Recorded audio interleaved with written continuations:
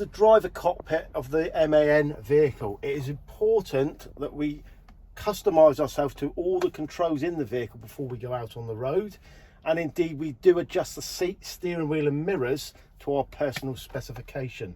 So we check first thing, handbrake is on, all right, and this is your handbrake fully on and locked. If the handbrake was off, we would remove the dead man switch and let it off. That is the handbrake on and the vehicle is in neutral. I'm going to turn on the ignition only, all right, so it'll bring up the menu lights on the dash. All lights should come off and then all warning lights should then extinguish. To alter the mirrors on this vehicle, all right, we have a dial located on the right hand side with a R and an L left and right. When we alter the mirrors, as you can see the mirrors are altering, we want to be trying to see 80% of the roadway, 20% of the side of the vehicle in our vision.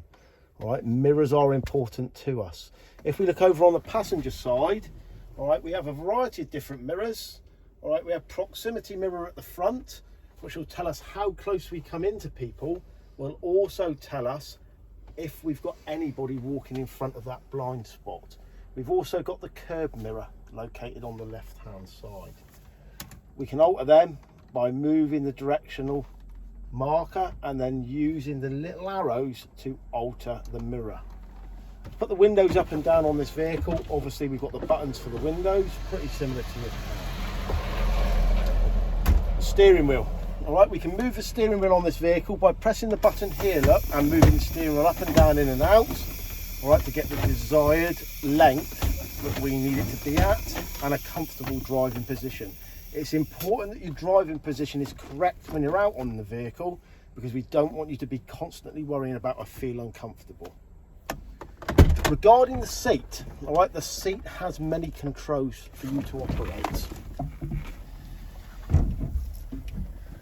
To move the seat backwards and forwards, pretty similar to your car, all right, we would pull up the lever at the bottom, all right, and the seat can be moved backwards and forwards. To tilt the seat backwards and forwards, we use the first lever, which will tilt the seat there. For the seat to go up and down, we have a variety of levers on this side of the vehicle.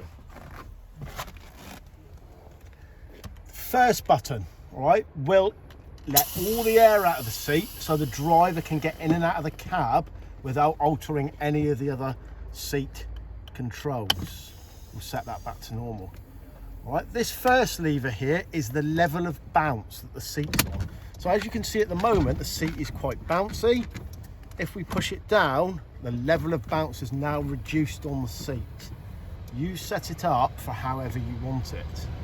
I would advise you don't have it too bouncy. You don't want to be bouncing around on the road.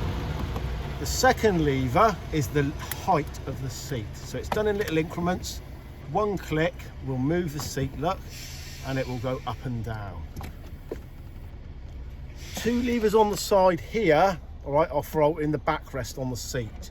The first lever on its own will alter the top part of the seat only, and if you press both of these together, all right, it will operate the whole back of the seat.